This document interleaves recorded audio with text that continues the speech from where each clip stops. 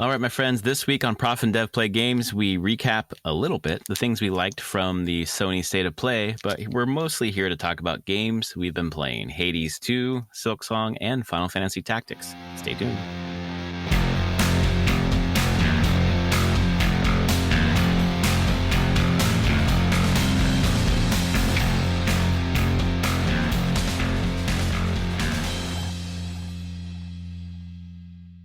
All right, my friends, welcome to episode 497 of Prof and Dev Play Games. My name is Larry the Professor. Over there is Anthony the Dev. How are you, Anthony? Pretty good. 497. 497. We're so close to 500. What the hell? Yep, time flies, man. That's a lot of episodes. That's a lot of weeks. That's a lot of us talking to each other every Sunday night. That's pretty cool, man. I think it's a pretty cool milestone. It is really cool. Also making me feel old because that's 500 weeks. Or a little less than that. There's some extra episodes thrown in here and there, but yeah, still. There's a total of 516 episodes, but some of those are just like, those are not the numbered ones. Those are like one-offs on some other topic or whatever. But no, it's been good. That's crazy though. Isn't that crazy? Like, holy shit. We'll do something fun for the 500th episode. Yeah. I have 3 weeks to think of what it is. Yeah, same. This week, Anthony, I got 2 packs for you. Magic the Gathering packs. I have Edge of Eternities or I have Cons of Tarkir. Not the Cons of Tarkir, the Cons of Tarkir. Yep, got 15 card booster pack. Yeah, what's the before they kept trying to, I don't know, reduce price that way. I mean, totally shrink a little bit, and then now they're just increasing prices. Yep, because they did announce that at MagicCon Atlanta that the Lorwyn Commander decks are going to be more expensive, like $5 more expensive than like. Whatever Edge of Eternities were, they're $5 more than that, and then collector boosters are going up for a couple more bucks. God, Jesus Christ! I'm like, of course. And we're also going to take 1 card out of each pack. Yeah. Everything's going up. Yeah, but cool. Let's do cons. I haven't seen let's do it. That in a very long time. I've been wanting to open this because I'm building a Dragon Angel deck, so I'm hoping there's something in here I can use. All right, we've got Defiant Strike. Target creature gets +1/+0. Draw a card. Trumpet Blast +2/+0. And then just a Alpine Grizzly, a 4/2 creature. Krumar Bondkin, Morph 4. Whatever that means. I have a dual land, enters tapped. When it enters, you gain 1 life. I guess that's was that gain land? Yeah, I don't. Ooh. All the different duels, I don't remember all their names. Yeah, I got a Sultai banner. I can add black, green, or blue to my mana pool. That's useful. Siegecraft enchant creature. It gets +2/+4. Disowned Ancestor. 0/4 creature. Arrow Storm, deal 4 damage to target creature or player. Winter Flame, choose one or both. Tap target creature or deal 2 damage to target creature, or do both. Incremental Growth, 1/1 counter on target creature, 2 1/1 counters on another target creature, and 3 1/1 counters on a third target creature. I think that should go on the Tidus deck. I'll be honest. That's awesome. Wow. I'm thinking about also putting my Tifa. Get 3 counters on counters. Tifa. Yep. Yeah. I've got a Despise here. Sorcery. Target opponent reveals his or her hand. You choose a creature or planeswalker from it. That player discards the card. Okay. And then I got my rare here. It is a Creator's Claws. Deals X damage to target creature or player, which is X is the mana that you spent. Okay. And then it has something else. I'm looking it up. Oh, yeah, it does. That's just ferocious. Ferocious. X +2 damage to that creature or player instead if you control a creature with power 4 or greater. Okay. It's like a juiced fireball. Yeah, exactly. War Name Aspirant. Has raid, enters with a 1/1 counter on it. And then it can't be blocked by creatures with power 1 or less, so no chump blockers.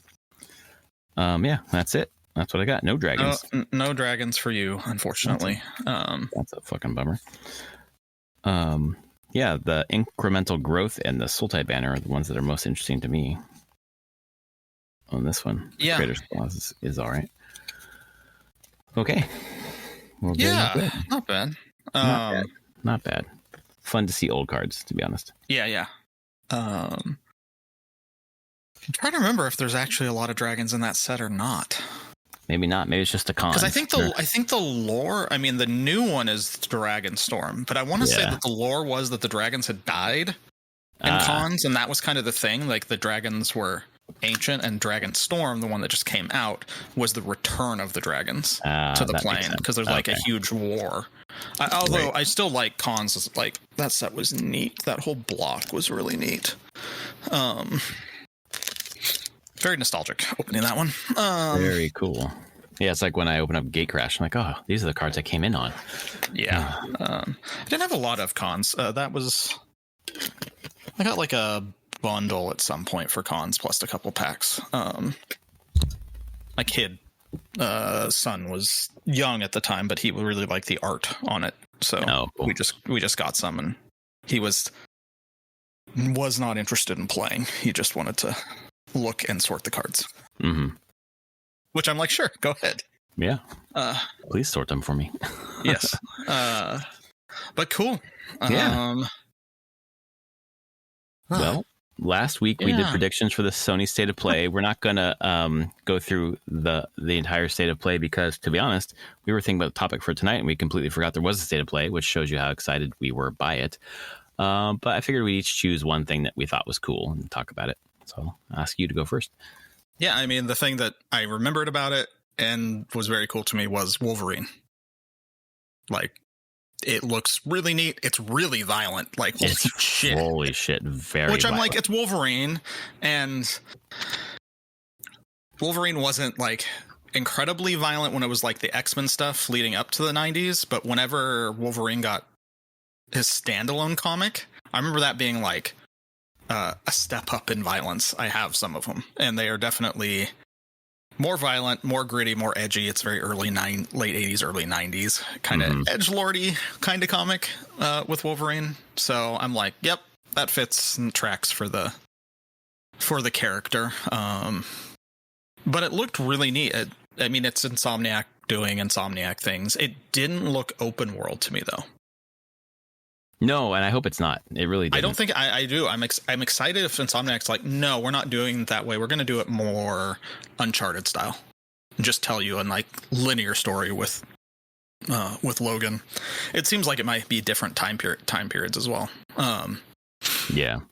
There's a shot in there of the Sentinel, and I'm like, it better be a Shadow of the Colossus fight with a Sentinel. You're we're stabbing the shit out of it. Yeah, and you're just for sure. But I mean, I feel like Insomniac's just very good at the spectacle, and I'm like, they're gonna give me a really good spectacle here, and maybe this is a backdoor way for them to make like a full X-Men game.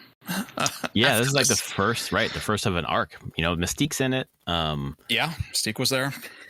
You know, at some point I would imagine their Professor X was like at the end or something. Who knows? Yeah, I feel like you have to have some of those characters in there overall. Yeah, that was the thing that really stood out to me. And they ended with it. And I'm like, yeah, that was a good ending because what came before was not that exciting overall. Yeah, there was I thought Saros looked really good. I think Housemarque's new game will be one that I'm going to hop in on. But it's actually not the thing that I was the most excited about. And this is just a weird thing. Microsoft Flight Simulator 2024 is coming to PS5. Which is not the main thing that I'm excited about. They said that then it will be coming to PSVR 2. And I think that's rad. Like I have some fear of planes, so I really think getting into a plane in VR is going to help me with that. So I'm actually pretty excited about that. But in terms of games, yeah, it's Wolverine, Saros. Those are the two that's really stood out to me. In terms of my predictions, I got Wolverine right. I said new DualSense of some type. Got that because it's got a War DualSense. And then I said Final Fantasy spinoff. They did show Tactics. Yeah, I think I figured that they were going to show Tactics at least a little bit. That's not what I meant when I said that, but I will take it anyways. Take it. Yeah. Ugh. Cool. Well, we're here to talk about games we've been playing. Anthony went ham on Hades 2, and I want to hear all about it. I did go ham. Holy cow. 21.1 hours. Oh, wow. That's pretty good. I have killed Chronos 3 times so far. Wow.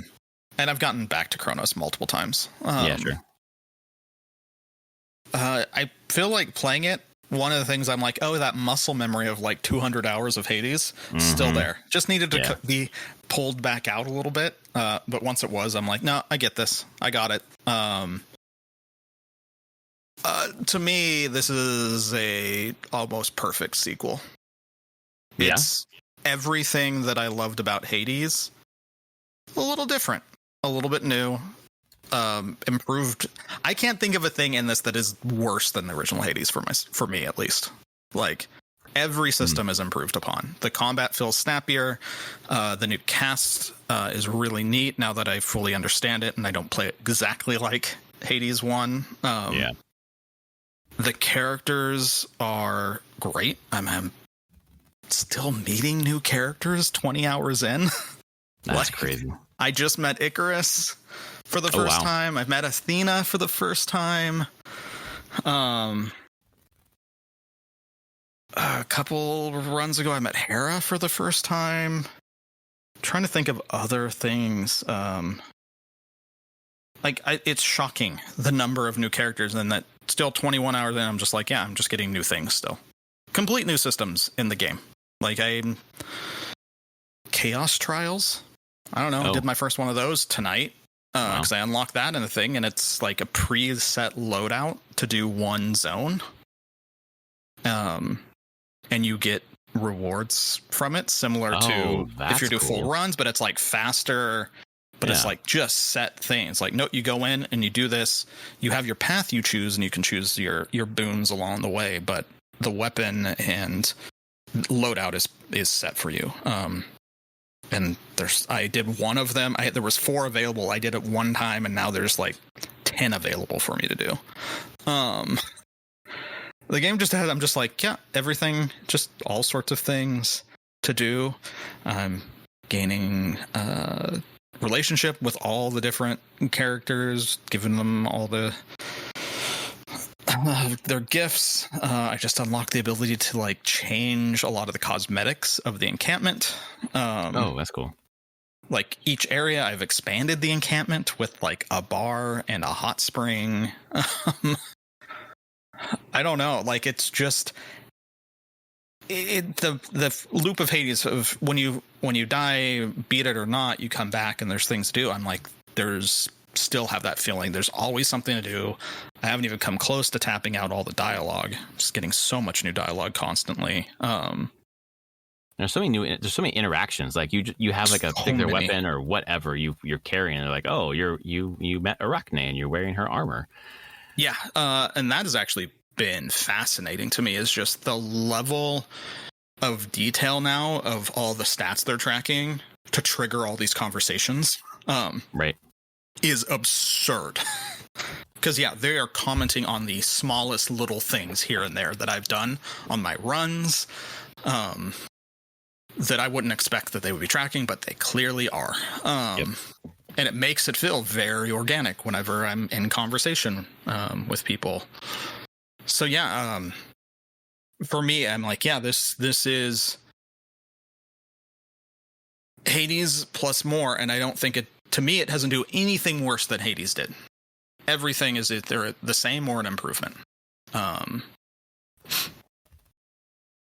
Because I'm now in weapon aspects as well. I've unlocked I have every weapon now, and I have multiple aspects on some of them. Because I have effectively their version of heat in this game. I think it's called Terror or something like that, Pain. But because similar to Hades, you beat the first time, and then you get the ability to start like making your runs harder for things to upgrade your weapons. But it's slightly different. Again, it's upgrading the weapons, but it's unlocking that and how you do it, and the stuff you need to unlock the weapons and upgrade them pushes you out on runs more. Where original Hades, it was just the amount of like blood you got from upping your difficulty. You kept on getting the blood, and you put that into the weapons and you unlock. This one actually is like, no, you use the materials you're gathering along the way to upgrade. And do you care about huge spoilers? I don't know if you know. I don't. So whenever you go and you're going to start a run, there's a down to Tartarus, right, and there's an up. Have you done up? Have you unlocked? No, because it's still locked to me. Yeah, I unlocked up. Are there like 4 more areas, or yes? Yeah, it's really cool. And you go up. You're going up to Mount Olympus, right? And there are 4 areas. I've only made it to the 3rd area there and died. But there's unique resources there that I need to upgrade my weapons and et cetera, et cetera.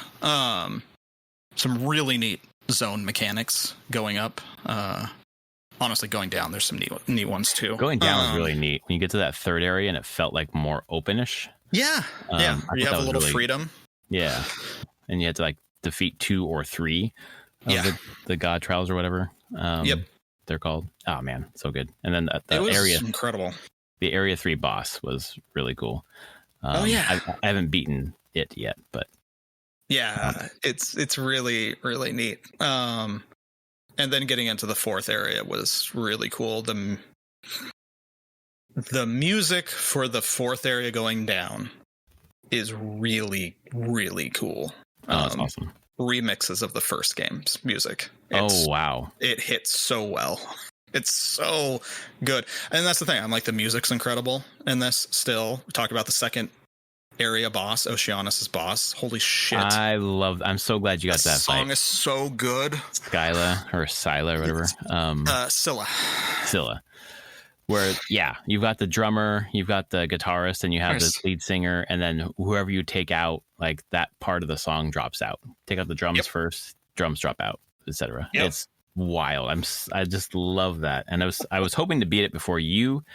Before it came out to 1.0 actually, and then you beat it, and I was just like, "Holy fuck!" But then I beat it the very next time I got there, so I felt pretty good. So good, just the really like a smart boss design, different than anything we saw in Hades. Which I thought was cool. It really is. A lot of they've just taken what they knew on Hades and did more. The one thing I would say is, because people at work ask this question, like, oh, if I haven't played Hades, should I just jump into Hades 2? And I actually say no. You should play Hades. Because of what pushing the story far right now, it is... this is not like a standalone sequel to Hades. Interesting. Okay. This what happened in Hades, the characters from Hades matter.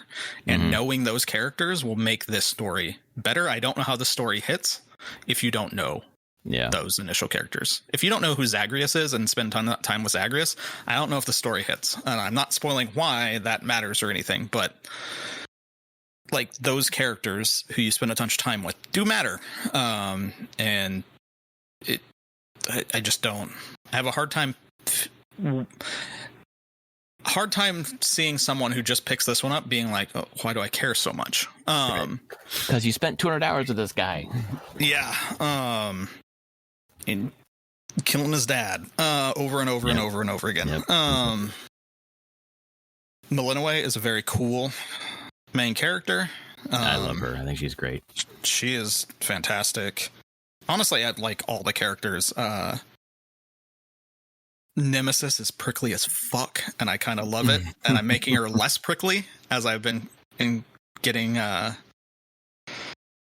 increasing that relationship and being like, okay, this is fun. It's a good rivalry, but not as antagonistic as it initially starts. Again, the character arcs are neat, and I keep playing because I want to keep pushing, not even the main story. I keep pushing the side character stories. Get excited when the last thing I did before we recorded was I did one of those trials. I came back and Arachne was at the camp. Oh, what? And I was like, what? And just had a little dialogue with Arachne hanging out near the cauldron. But it was shocking. I'm like, 20 hours. I'm like, that's never happened. Yeah, that's cool. But I'm like, that's neat. Is she gonna show up more? Yeah, I expected this game to be good. I didn't expect how much fun I'm having with it.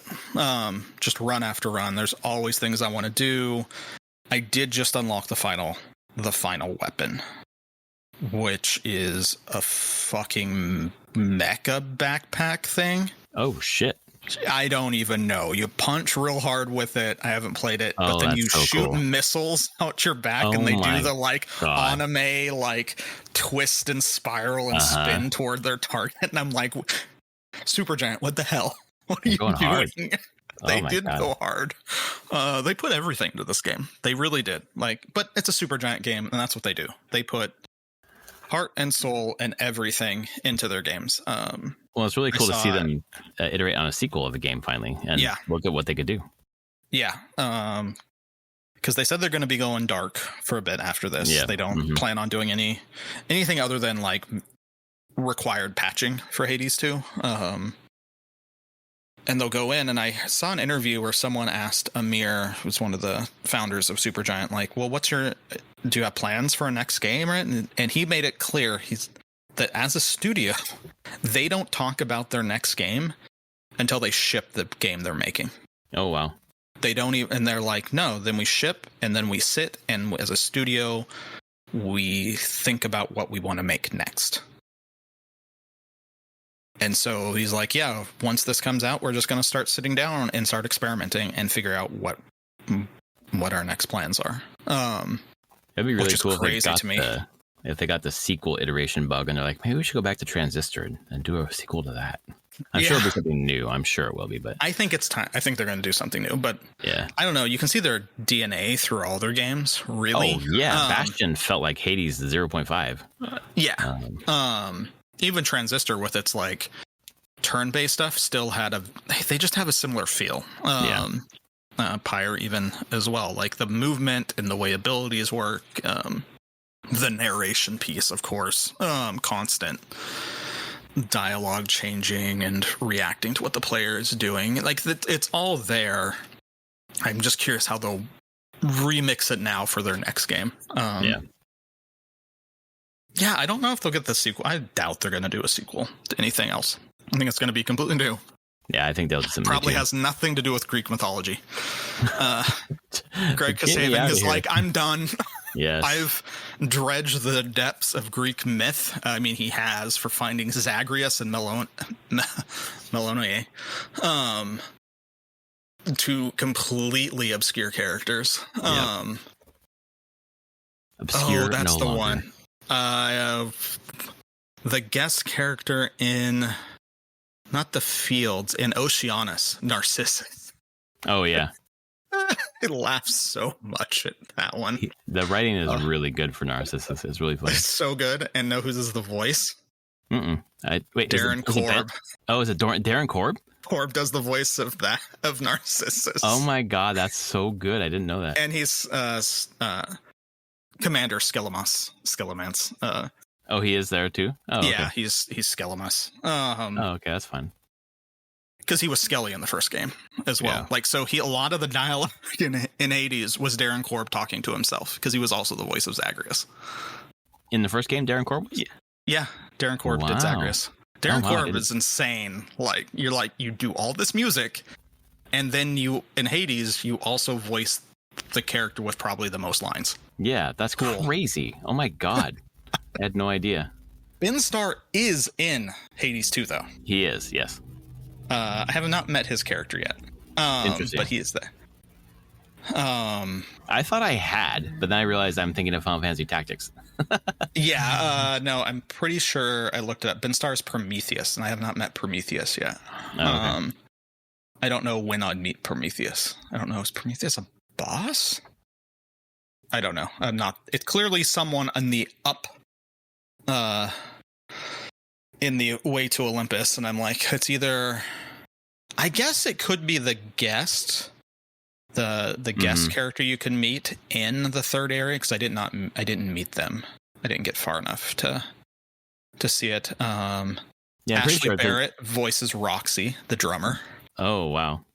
And of course does music, vocals throughout for different music tracks. It must be on the up, because Ben Starr was one of the later early access updates. Okay. So yeah, that makes sense. Amelia Tyler is Hecate, who is Emilia Tyre's the narrator of Baldur's Gate 3. Right. Oh, she's Hecate. Oh, she's Hecate? Yeah. God, I didn't even recognize her.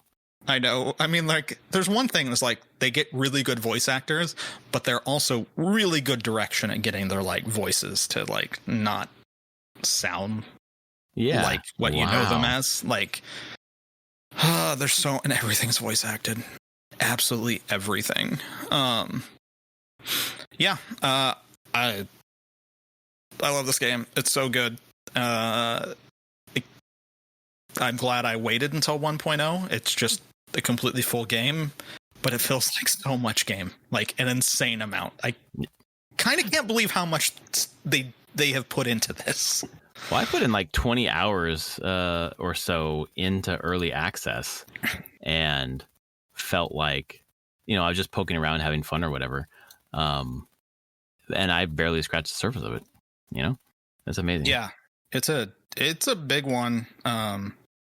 But it just, like I said, it does what I want a sequel to do. It's not so drastically different from the old game. It feels like Hades, but also not exactly like Hades. It takes everything that I wanted out of the game and just adds more to it, and then cleans up things that I was like, I don't like this that much in the first game, or adds tons of quality of life. Man, there's so much quality of life. Be able to pin recipes. Holy shit. Where I'm like, no, I'm going to pin this thing. I don't want to forget this. So then when I'm going down through into Tartarus, if there's a doorway that is giving a resource that I want, it has a little icon on it that says go that way. I'm like, thank you. It's simple, but it's tracked through. It's one of those things where it's like, oh yeah, having just a to-do list is great, but the way they integrate it into all the systems is amazing. And really makes it a useful thing. Yeah, I could gush on this for a long time. Supergiant just continues to impress me with their entire career of games that they've made. Just never missed, man. I know, and I think like Pyre is maybe the one that's like my least favorite, but it's still well done. Yeah, like this studio is pretty incredible, and so many of those people at that studio are the original people that worked on Bastion. Like, that's crazy. They just have the same people have worked together for so long, and they just make bangers. That's just what they do, and it's going to be like 4 or 5 years, and we're going to get another amazing thing from them. Yeah, I agree. Totally agree. I do have one more question for you on Hades 2. Who did you take to the hot springs? I see that you unlocked the Soothing Soak achievement. Nemesis. Nice. I've done Nemesis and Dora to the hot springs. Oh, cool. Because eventually you have to do it like on their relationship tracks. Mm-hmm. It will show you an icon on their heart if they need to go to the hot springs or not to continue moving forward. So yeah, I'm sure I will take more people there. It was very nice. Neat conversations, I'll be honest. Again, that's the thing. The writing's really good. Just constantly. Oh my God, it's so good. The music, the writing, the voice. Name a thing that's not good. I think the only thing that was overwhelming for me, and it took me a while, it almost took me the 1.0 to really kind of gel with it, was just the reach, the Arcana cards at the beginning. Oh yeah, the grasp. Yeah. It's just so many of them. It's so much, and they're so nuanced, and it's just like, and you can flip them over and upgrade stuff. Yeah, I'm fully into the upgrading of them now. Yeah, I bet you are. It was a lot. Kind of. I mean, yeah. You have 9 to start with, and then it expands out to 16, and then to 25, and that's where it stops. Mm. And I've unlocked all but one of them. The bottom, the lower right. Okay. I don't have the resource to unlock it. I need Which is feathers. Like a golden apple? I don't. No, I got the golden apple. I did the golden apple. But there's a feather, and I haven't received any feathers. I assume that's the boss of the third area going up. Okay.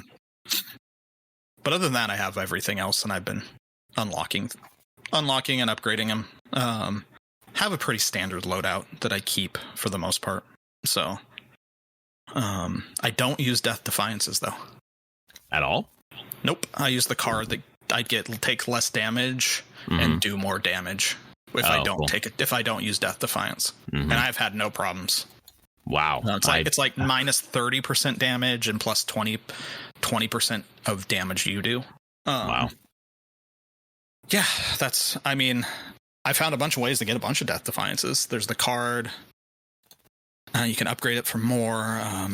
We didn't talk. There's familiars. Do you have familiars? Yeah, that's the thing that I just unlocked from Hecate. I was like, what? I can get a familiar? And then that bird I kept running into, I fed it one of those little crackers or where the hell it was. And it's like, oh, it'll meet you at the crossroads. It's like, fuck, awesome. You get a bird. You get your frog friend. Frog bro can be one. Get a fucking cat. The cat and the dog. The cat and the dog. Yep. Was that all of them? The bird, the frog, cat. I think that's the 4. I just got the cat finally. But yeah, that's a whole nother thing. You have those. The cat gives you Death Defiances as well. Oh, nice.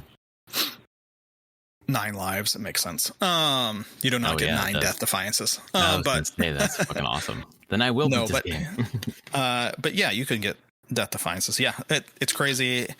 I just try to run without. I was like, because there's the Arcana card that's, if you do not have Death Defiances, you get the damage reduction and the damage boost. I was like, let me just do a run with that.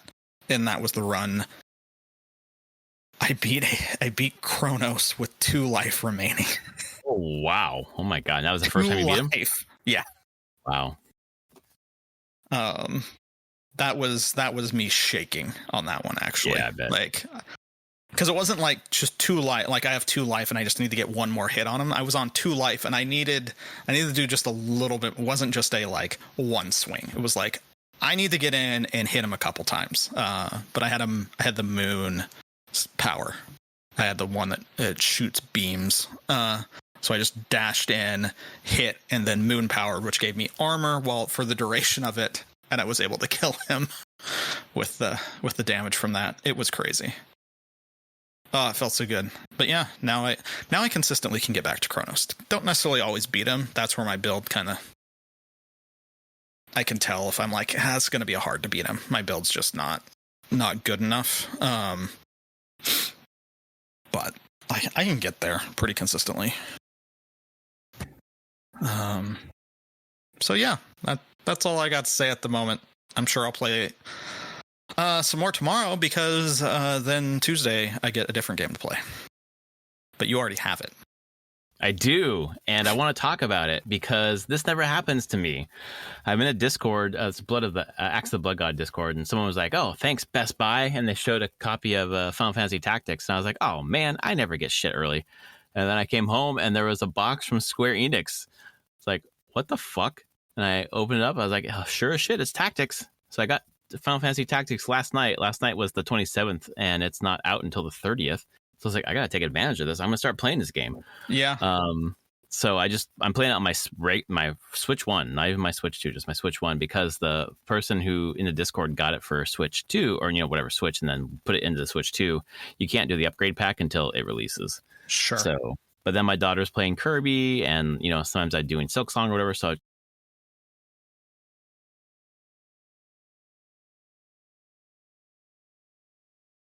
we're all, it's just me, so I can just turn it off and keep it going. It is slow Fire Emblem with amazing story. Like it is a slower movement for me so far through this than Fire Emblem. Fire Emblem seems quicker, swifter. Yes. But the story in Fire Emblem is nothing compared to this. The story is incredible. I'm probably, I don't know, I probably played it for like an hour and a half or so. I'm to, what was the name of that place? Dorder Slums. Dorder Slums. And it's just a fucking wall. So up until then, I'm like, kind of humming along, learning about my chemists, learning about my squires and Ramza and what their abilities are.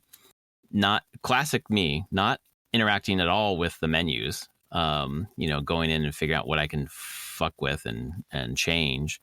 So then I bashed my head against the wall at the dormer slums for probably 3 or 4 times. I'm like, I'm doing something wrong. The person, my chemist who has the Phoenix Downs, keeps getting fucking just one-shotted by these archers.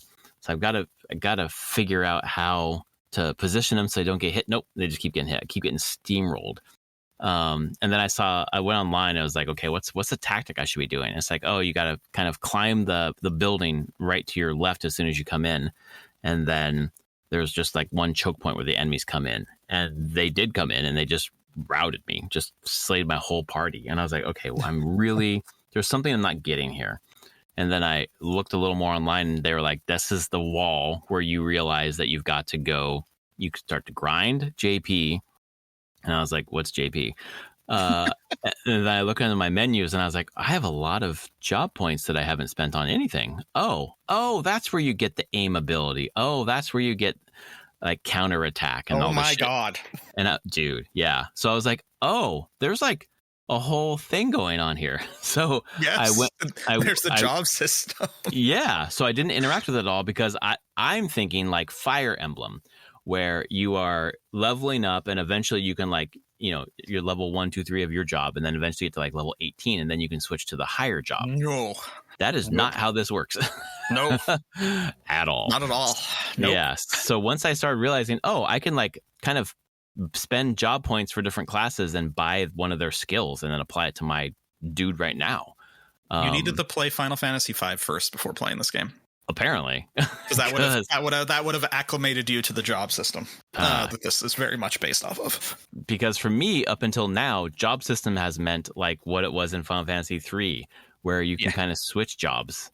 And like, no, you can like take pieces from other jobs and build like your character as an amalgam of however you want to, which is freaking cool. And you can break the shit out of them. Yeah, I bet you can. So I haven't, I just, like this morning, I had an hour to play.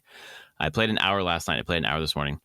This morning, I spent about 50 minutes bashing my head against the wall and then figured out what I needed to do. So I didn't get to do the next fight after I had, set everything up how I wanted to. So I'm looking forward to getting into the next. I went back in the map to go somewhere else to kind of just level up. Yeah.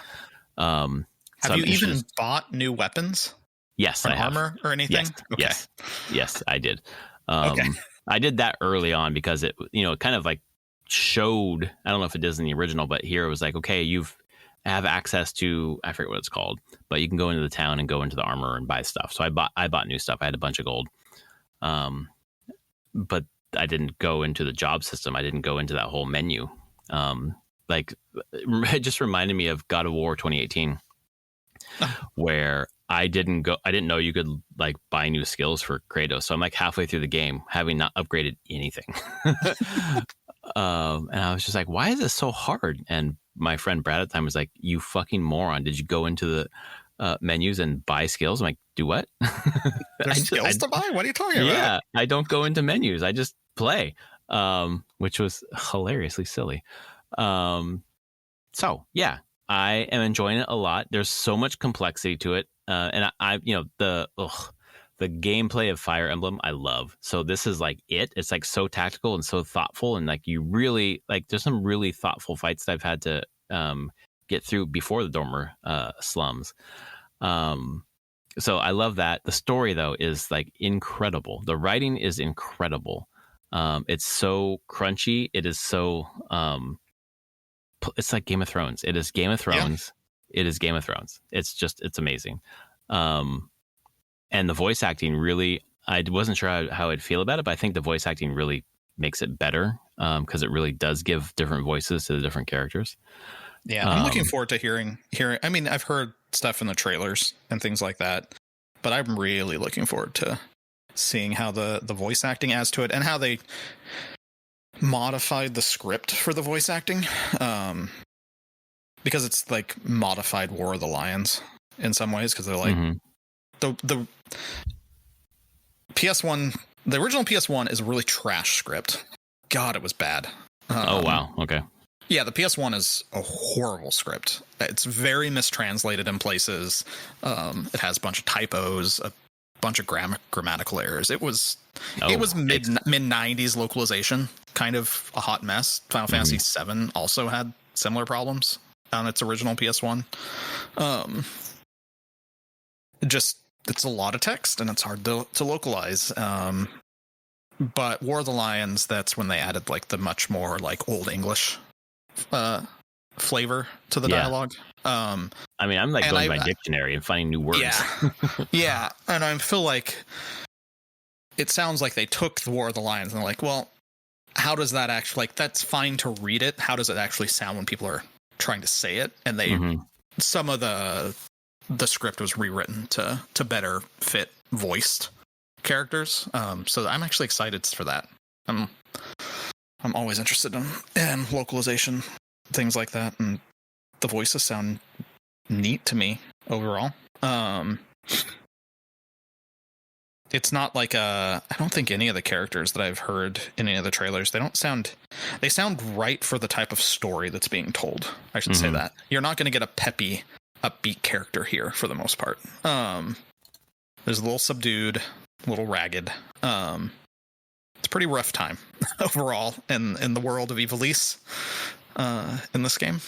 Because I don't know, where's Dorder at for you? Like, so you got the opening cutscene. Like location? Yeah, no, I'm trying to think of number of missions. So like you did. Oh, I think it's like the 4th, maybe. So you did the opening, of course, the chapel, where Ramza sees Delita stealing, kidnapping Ovelia, and then that does the flashback to them in their training days, and so you do that fight. You do the fight on the plains against like goblins and choco. Yes, no, again, and it's like and it's you get the young noble. You save him. or Arath or something like that. Yeah.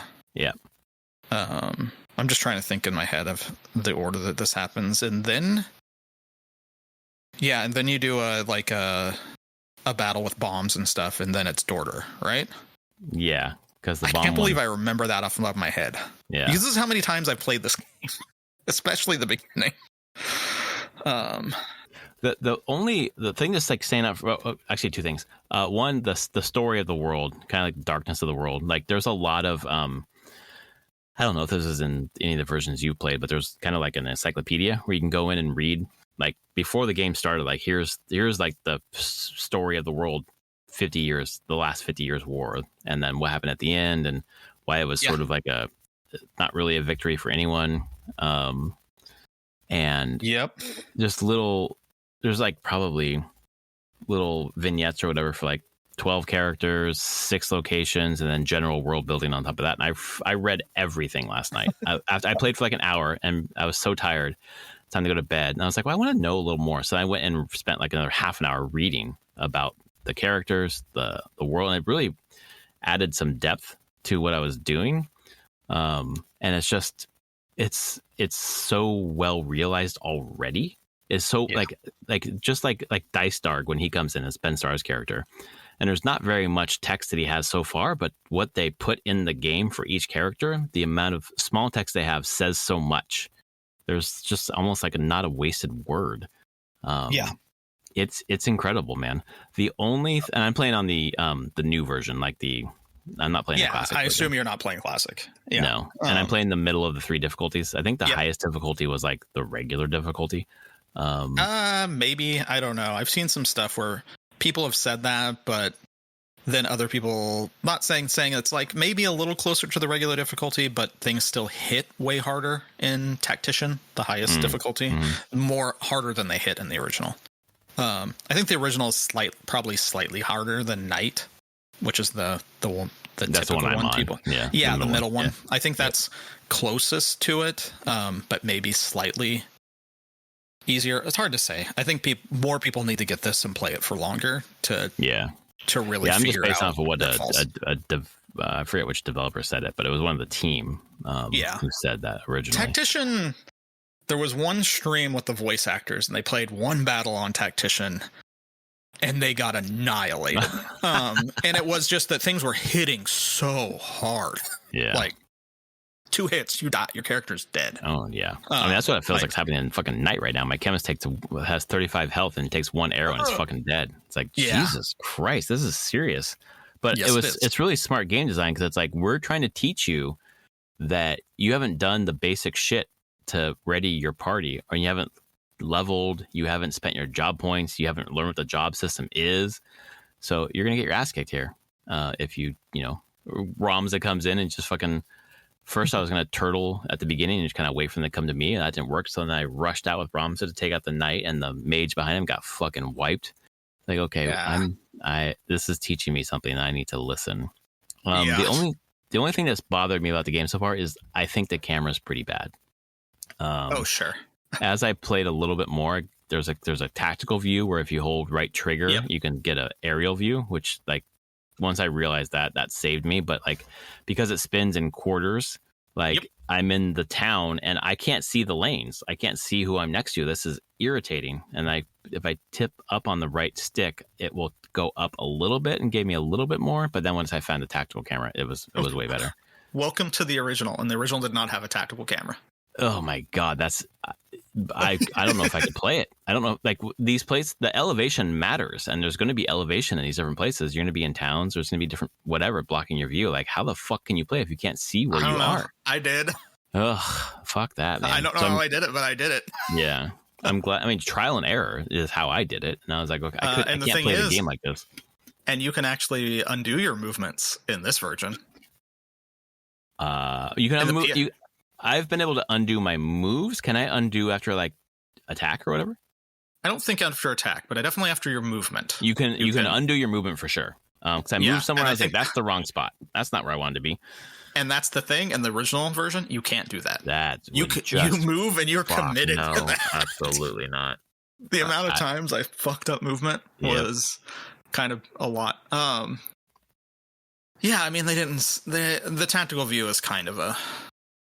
I mean, that's the solution they came up with for this version of being like, yeah, we know. But the quarter movement camera. I mean, that's the original camera. Yeah. That is what it does. Ooh. Other than that, man, it's really great. And I knew when we were up there at PAX and I got this photo with the, some of the leads and got this signed poster. I was like, this is going to mean something more to me later when I've played this game. And already I'm just like, this is going to be my favorite Final Fantasy. Like, I think I could already say that if this continues the way that it's going, it's going to be my favorite. I mean, I just love tactics games. I love these kinds of stories too. Like put them together, like great tactical gameplay and a story that seems like it's going to hit like this. With all the QOL that is added and then all the lore background stuff and the voice acting. A lot of the lore was in the first game. When you were talking about it, it's there, but it's buried in like the start menus a lot more. And I know when the panel we saw and they talked, they put in a lot more of, honestly, similar to what they did with 16, the active time lore stuff. Yes, where exactly. It's just they've surfaced it much easier for a player to find, where in the original PS1 you had to dig through a number of menus to even find like little snippets of text of like, what's the 50-year war? What's like, who are these characters? Why is this character important? Why do people care about Gafgarion? Like who is he? Got the black lion, the white lion. Oh, like all that stuff was there in the PS1 version, just hard to get to.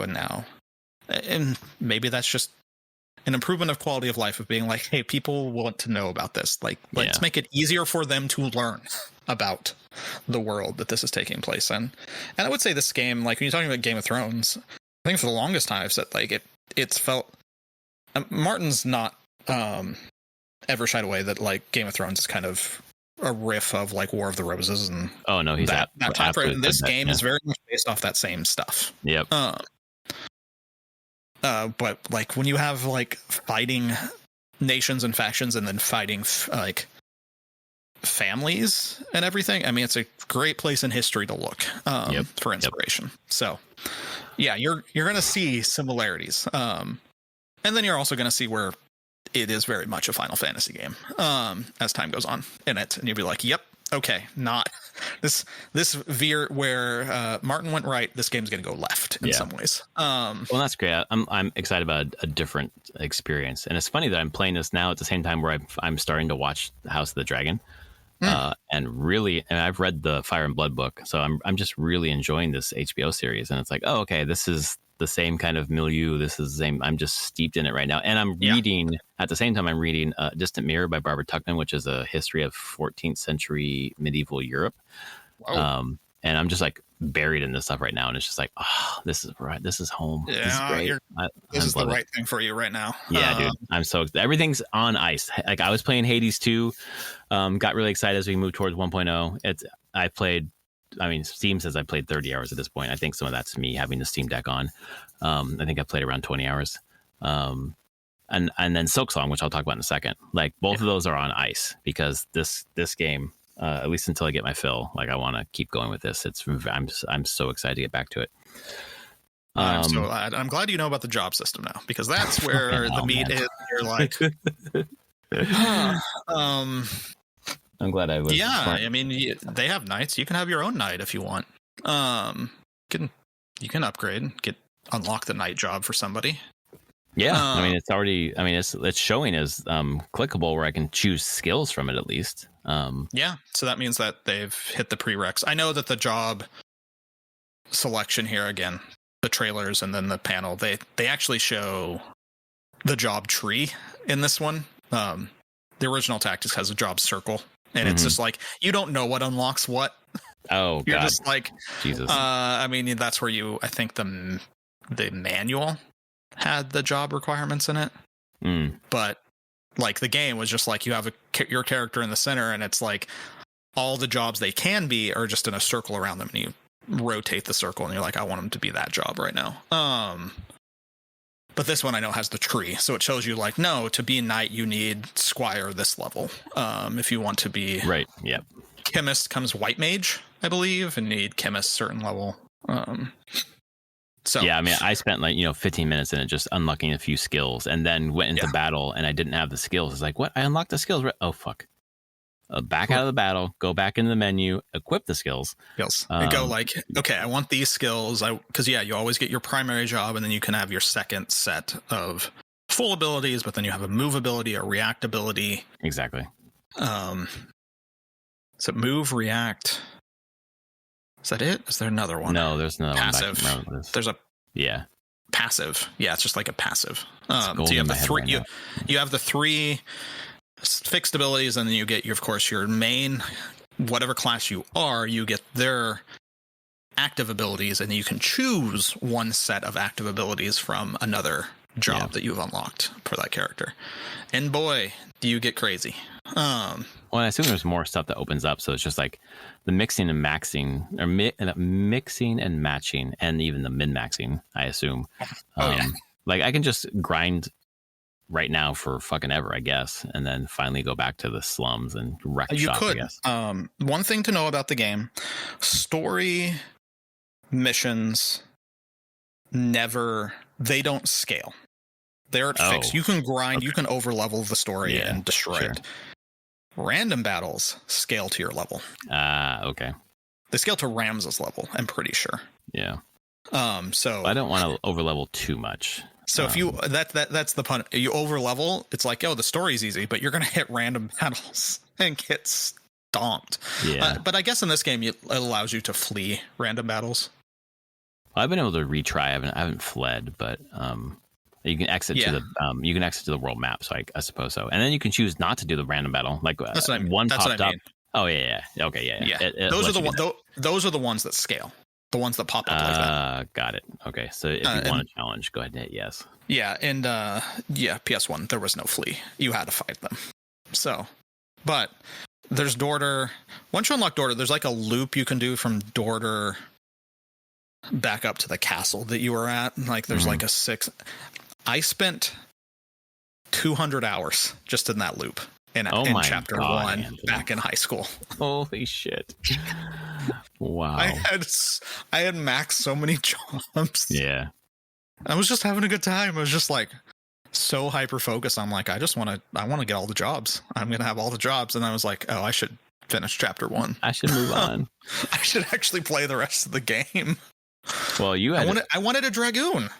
Dragoons I want cool. a Dragoon too. I want a Dragoon. Dragoons are like my favorite class in Final Fantasy. I want a Dragoon. They're really cool in this. I love Dragoons, man. Freya, Kain, give them to me. Yeah. Oh God. Fuck. There was a question I was gonna ask. Should I be super concerned if like a character dies, or should I be trying to like make sure no one dies? Oh, you mean so? There's two different types. Dying, fine. They have like the hearts that go. If the 3 hearts go away, yeah, you should be like that's permadeath. They never come back. So should I be avoiding anyone getting permadeath? Like, is there? Yeah, probably. I mean, okay. There's not in Fire Emblem. I try to make sure no one dies. I would recommend if they're a named character, don't let them die. Okay, got it. Just from a standpoint of just going through the whole thing. Sure. And I think, does it show how many total, how big your roster can be in this one? Not that I've noticed. Okay. I've been waiting to see. It was 16 and in PS1, I think War of the Lions was 24, which there's more than like that. I'm trying to remember at what the limit compared to the number of uniquely named characters there are, like special characters. Mm-hmm. I want to say on the PS1, it was like every unique, like you could not have any extra characters if you wanted all the named characters. Mm. What are the not named characters? Like Chemist 1, Chemist 2, or? I mean, you just recruit them. They get a name. They're like, they're complete. They start as either a squire or a chemist. Yeah. Okay. And then you level them up however you want them. Yeah. It's your way of building your own team. I don't know. I've been thinking about my team. I'm definitely doing Ramza. I'm going to keep Agrius in there. Love Agrius. You haven't got the other character I'd probably play a lot of. They're soon in chapter 1, I think. I have some guest characters. I have Delita and I have the Noel Argoth or whatever that we saved. Yeah. Well, you at least know that you don't stay with Delita. Delita goes away at some point. Yeah, that I know. That's pretty obvious. Well, I like the way the story is where like you're in the future, I guess, or in the present, whatever, where Delita basically takes the princess, or I think it was a princess. And then you kick back like a year or whatever. Yeah, like a year or longer. I don't remember. It's like Ramza's no longer. I mean, he's at the start in the chapels and like my birthright matters not. I'm just a sellsword at this point. So it's like you're learning how he became mercenary and how he and Delita kind of separated. I like how the narrator is basically like, we're going back and telling this story. I don't know if the narrator was in the first version or not, but it is. That's the framing of the story. That's really cool. We're going back and we're going to see who the real heroes and villains were. Yeah. And you kind of like seeing an untold story. It's just fucking dope, man. It is really good. It's only like I'm only like like I said, I'm just to the Dorter slums, and I'm already like this is fucking special. This is a year with like fucking Blueprints, fucking Split Fiction, Silksong, Hades II, Final Fantasy Tactics, which is new to me. So that's like, dude. I mean, AAA games are not up. They're not there this year for me. I'll say about Ghost of Yote. That's the one. True. Yeah. That is the AAA game for me for this year. And honestly, based on the reviews, it seems like it's very good. The reviews look awesome. Like, it's Tsushima, but better. Shaved some things off that were kind of like, eh. Yep, exactly. It's just a nice iterative sequel. That's all I really need, though. I'm cool. I got Hades 2, I got Tactics and Yote. That should be more than enough for me the rest of the year. Absolutely. Well, I don't think I can fit anything else in. Hades 2, Silksong, and Final Fantasy Tactics. That's it. I don't really need anything else. I don't know. I'm not going to get to Yote until I'm done with those 3 games, and that's given my time. Like these are it for the rest of the year. So yeah, I mean it's awesome. The last one I want to talk about really quickly is Silksong. Silksong opened up. Like once I got past the boss that was giving me trouble and the Hunter's March area that gave me trouble, it really just started opening up, started to explore more, started finding more pathways to different areas and kind of just pushing the boundaries of the map. And then getting that Reaper crest where I can have a down pogo instead of the diagonal. Oh, yeah, right. You can have. I heard about that. It's like, oh, Jesus. you want the Hollow Knight style pogo? Yes, exactly. Here you go. Yep. There you go. Now you can have it. It's so much better. But then I got to the part where like people were like, "Oh, you hate Hunter's March. Wait till you get to I'm forgetting the name of it now. Not the Bile Water, but the one right before the Bile Water, whose name I was just in. It was awesome. Fuck me. I will try to find it and put it at the end of this podcast. But it's supposed to be really fucking hard. It's like there's spikes everywhere and saws. You have to like bounce off of saws over spikes. And there's just really super intense platforming challenges. And